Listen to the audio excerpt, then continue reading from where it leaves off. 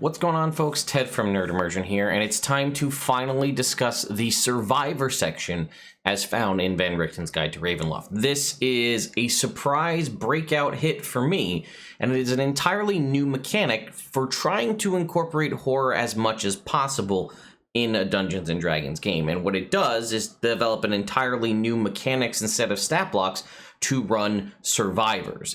And what this ultimately would be is a horror movie, right? Any horror movie you've seen, you know, any kind of slasher flick, I guess would be the better way to describe it, where it's a bunch of average people in a scenario, and then there's a monster, something bad happens, and they need to survive, and usually most of the people don't make it, and by the end, one of the people, typically a girl, at least in older movies, becomes the survivor girl, and she kind of becomes a grizzled veteran, and, you know, usually ends up coming back for sequels, but either way.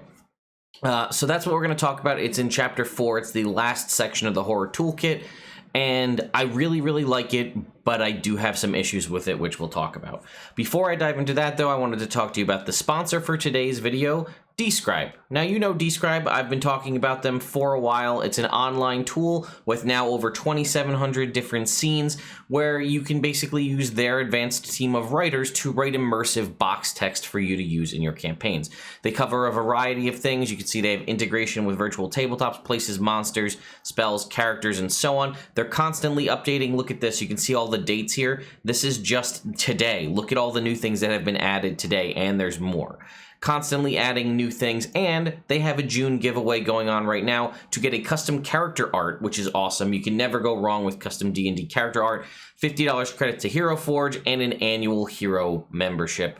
So that is, again, it's around $10, $8 a month or so, and it varies based on what you want to do. You can pick and choose different aspects that you want, but the hero membership is kind of the Mac Daddy of them all, gives you everything that you want. All of the access runs you about $8 a month, and there is a link in the description where if you use the coupon code NERDIMMERSION, you get 10% off your first purchase. So thank you, Describe, for sponsoring this video. I'll also put a link in the description if you'd like to enter the giveaway, and it says it's valued at over $340, and hey, it's free. So let's jump over to Van Richten's Guide. Here you can see we are on the Survivor section, as I mentioned. So I don't know how long this is going to be, so buckle up. Terror doesn't just come for the brave and prepared, often quite the opposite. We note that, right? So survivors are pre-made characters that are simple and easy for players to master, while being customizable enough to fit broad roles in your adventure, whether they be farmers or bored nobles, constables, or babysitters. And that's kind of what it is. There are unique stat blocks, 4 different stat blocks for 4 different kinds of creatures. Basically, you have like a martial character, a skill character, a divine character, and an arcane character. And you're significantly less, you're not having a ton of spells or anything like that. It's very limited, and you're kind of dealing with that and playing it through again as a regular person. So, use survivors to provide information to players in the form of a self-contained adventure. And this is what I really like as basically potentially a prequel to your main horror campaign if you're going to be running one.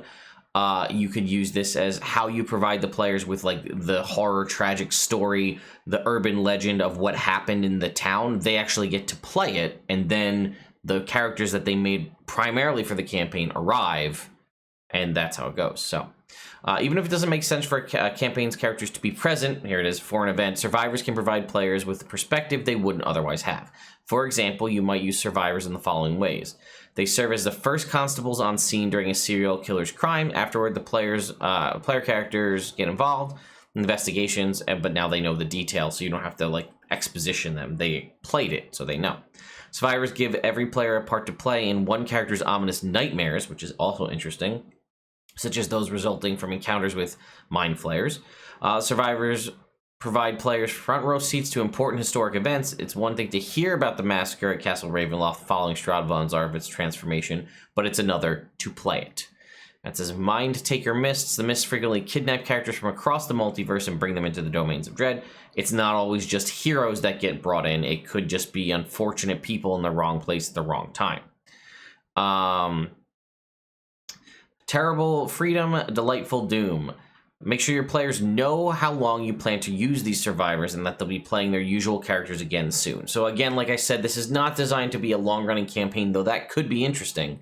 it's really a short interlude, whether it be to prime a campaign, to take a break from the main story, to do a little side thing. But that's what they're saying. Let your players know, like, hey, your characters didn't go away. We're going to play this maybe 3 sessions, maybe 5 sessions, till we get through what I have planned.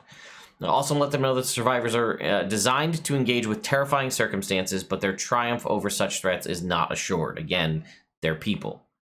Players' decisions will certainly impact the survivors' fates, but it seems like their doom is in store. If it seems like their doom is in store, encourage the players to embrace it and make their survivors meet unforgettable ends. Right? Again, like I said, watch a Friday the 13th movie, watch a Nightmare on Elm Street movie, Halloween. The people that, when they die in spectacular ways. All right, what's old is new. Dwindling resources contribute to terrifying situations. This has always been my point, counterpoint to a horror D&D campaign. You have so many resources and so many capabilities and so many things that when you have all of that, it doesn't instill fear. It doesn't truly capture horror because, well, I've got 10 other spell slots, so I'm good. Like, no, that's not the case. So, and that's basically what this is saying. You have to have, limited resources builds tension. All right, it says tools for terror. Survivors allow you to control players, control how players will engage in horror. The stat blocks below, and you can see you have Apprentice, Disciple, Sneak, and Squire. Squire is the martial one, Sneak is the rogue, Disciple is the kind of cleric-y one, and Apprentice is this sort of wizard.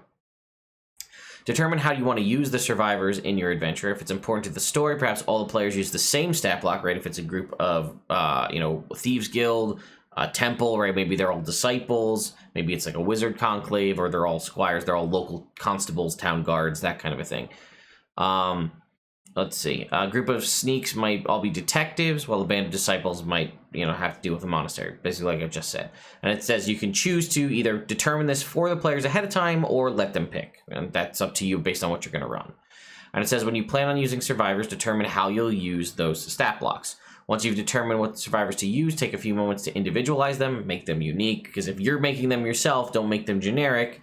Or if you're going to let the players pick, give them guidelines on what they can and can't do. Again, remember, these people won't have epic stories. They're not heroes. They're not class-leveled characters. They're survivors. So it says survivors don't possess classes. That's what I just said from the player's handbook. They have their sort of unique stat block, and then they can kind of level up. So the stat blocks are level 1. Rather than gaining experience, survivors increase in level whenever it makes sense for your adventure. When a survivor gains a level, it gains the benefits on the survivor progression table, which is they basically just get a survivor talent at level 2, and then another one at level 3. And that's basically the cap of it. And basically what those are specific survivor feats, essentially. And then it says hit points. Whenever they gain a level, they get 1 hit die, and their hit point maximum increases. But what I thought is interesting is you have to roll. It does not, you don't get the option to roll or take, the half plus 1 like you do for the player's handbook, because, again, they're not supposed to be overpowered. So it says to determine the amount of the increase, roll the hit die, determined from their stat block, add their constitution modifier. If they drop to 0 hit points, they fall unconscious and make death saving throws as normal. So here are the talents, which, are, again, like I said, are basically feats for those characters to get when they level up at 2nd and 3rd level. Some of them you'll see are specific to the different stat blocks. Others are just anyone can take them. Adrenaline Surge. Choose a creature you can see at the start of your turn within 30 feet until the start of your next turn. You are frightened of that creature, and your walking speed is doubled, which I love. It's an Adrenaline Surge. That's scary. Oh shit. And you run away twice as fast, but you're frightened of them. And it's only until the start of your next turn, but it's that Adrenaline Surge to get away. Desperate Scream. When you make a saving throw, you can summon your desire into to live in a desperate scream. You gain advantage on the saving throw, and your scream is audible up to 100 feet away. You can scream in this way twice and get them all back when you finish a long rest. Again, we've all seen the movies where someone is they're stuck in a bear trap, something like that. They scream and they wrench it open. The bad guys know where they are, but... Well, I guess I say we all have seen them. I love horror movies, so I've seen them. Maybe you haven't, and then I'm taking it for granted. But, all right, Divine Guidance. This is only for the Disciple, so this is, again, the cleric-y one. You learn 1 first-level spell of your choice from the cleric spell list. It must be a spell you don't already know. We'll talk about when we get to the stat blocks. You can cast this spell once with this talent and get it back on a long rest. You can select this talent multiple times, so you could take it essentially twice, right? Second level and third level, getting 2 more first level cleric spells that you can cast 1 time a long rest. Similar to that, there's the magical talent for the apprentice, which is basically the wizard one. It's the same, but it's just from the wizard spell list. Resilience, choose one ability score. You gain proficiency in saving throws with that chosen ability. Sacrificing shield is for the martial type, the squire. When a creature you can see makes an attack against a creature that you can see within 5 feet of you, you can use your reaction to become the target instead. If you're wielding a shield, you can reduce the damage by a d10, once per short or long rest. Skillful, proficiency in 2 skills of your choice, or slip away as the sneak. When a creature you can see within 5 feet of you hits you with an attack roll and deals damage to you with an attack, you can use your reaction to gain resistance to that damage. You can then move up to half your movement speed away without provoking attacks of opportunities, once per short or long rest. So it's basically uncanny dodge mixed with a half movement speed disengage, but it's limited to once per short or long rest. I also really like these, and with a little retooling, these could be tied to a new feat that you might want to use in your game. They could be tied to a class feature for a new subclass you're working on, or even a magic item. And then we roll into the stat blocks, right? So here's the apprentice. And again, remember, there's really no customization here. This is what, if you're an apprentice, this is what you have. Armor class 10, 7 hit points, 30-foot movement speed. Here are your ability scores. Proficiency in intelligence saving throws, arcana history, 10 passive perception, 1 language. It's typically common, so it's 1 language.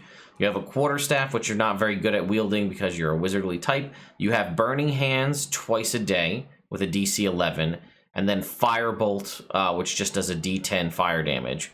And then we can cast one of these spells. You can cast Minor Illusion also at will, and Grease twice per day. So you have twice per day. Yeah, I guess that's how that works, right? It says first level spell twice per day. I think the way I'm reading it is you have Burning Hands twice per day, and Grease twice per day, and then Firebolt and Minor Illusion are unlimited. The DC is 11 for all of those.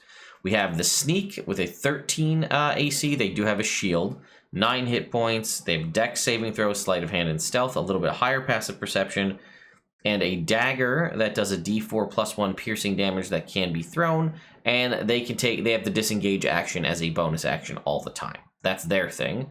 The Disciple is, again, the cleric-y type. They have an 11 AC with a shield, similar hit points, and 9. Wisdom proficiency, perception, and religion, so a higher passive perception. They have a mace that does a D6 plus 1. They could do Sacred Flame at will, same DC of 11. Guidance also at will, and twice per day, Cure Wounds. So yeah, I'm wondering if this Grease and Burning Hands are supposed to be either or. You can do them 2 first level spells essentially, and you pick, but that's not how I read it.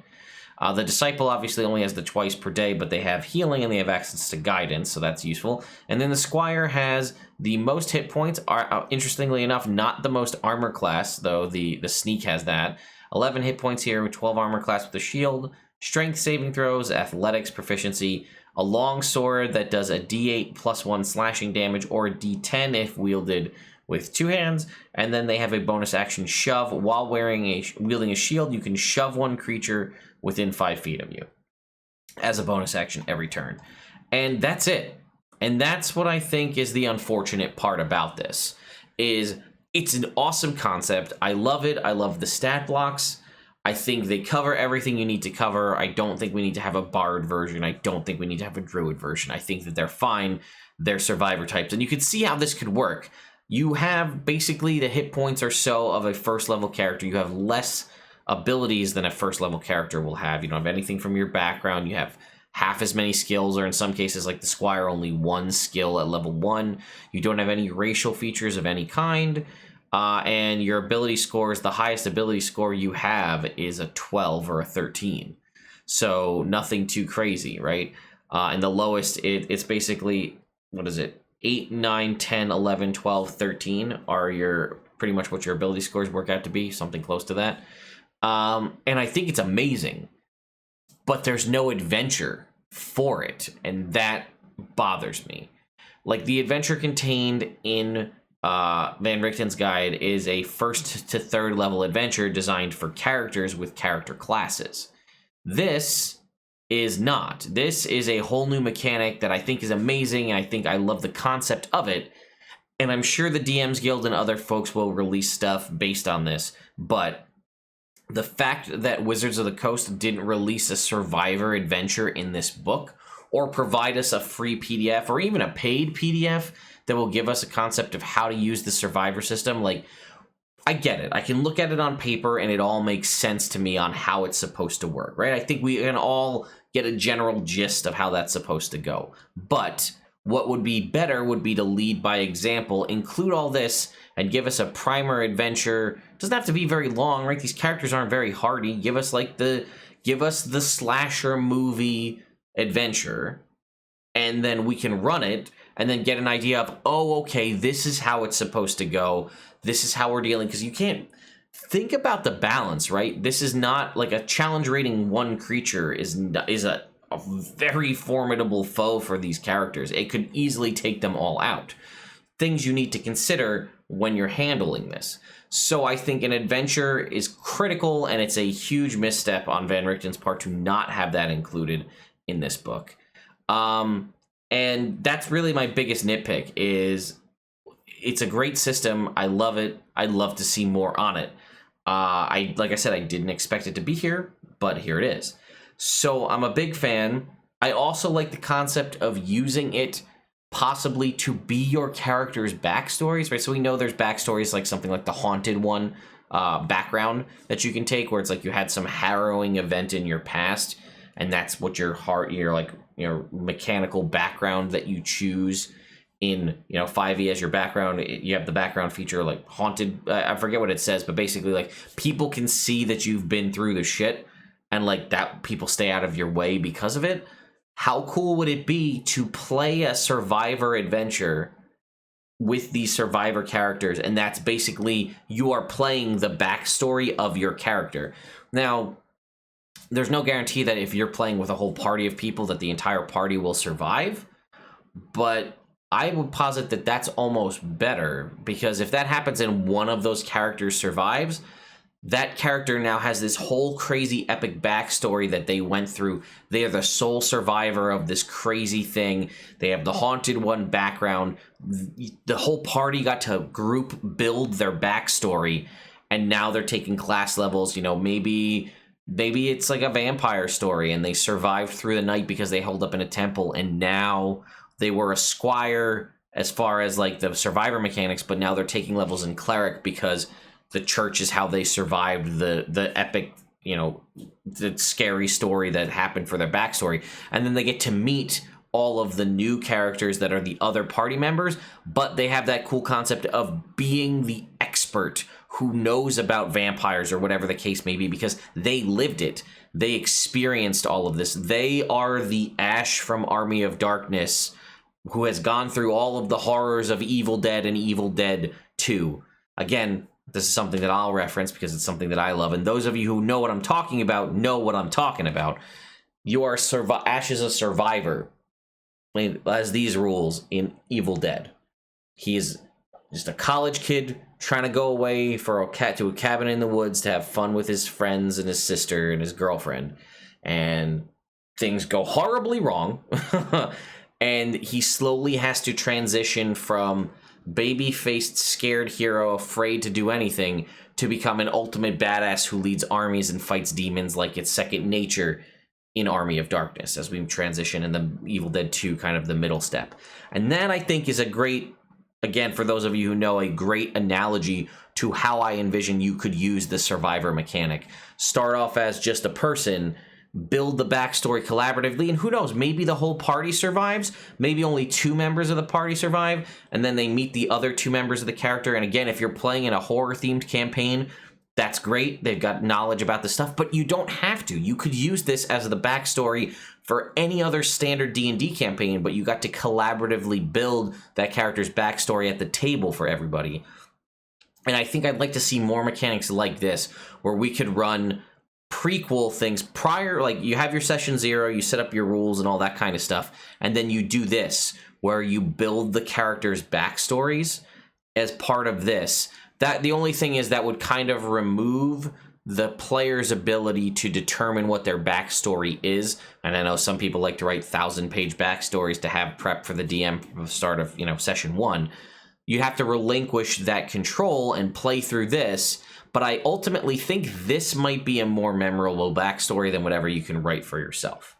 Anyway, I don't know. I'm very passionate about this. I very much enjoy this. Again, this is right up my alley and in my wheelhouse. This is the stuff that I love. So let me know your thoughts. Do you love the Survivor thing? Are you intrigued by it? Do you think it's pointless and it was just kind of like we could have saved those 6 pages or whatever it is and put something else in the book? I don't know. I think it's good, but I think we need a little bit more to really make it truly useful. So anyway, thank you all so much for watching. Thank you once again to Describe for sponsoring this video. Check the link in the description for more information, and I will see you all next time.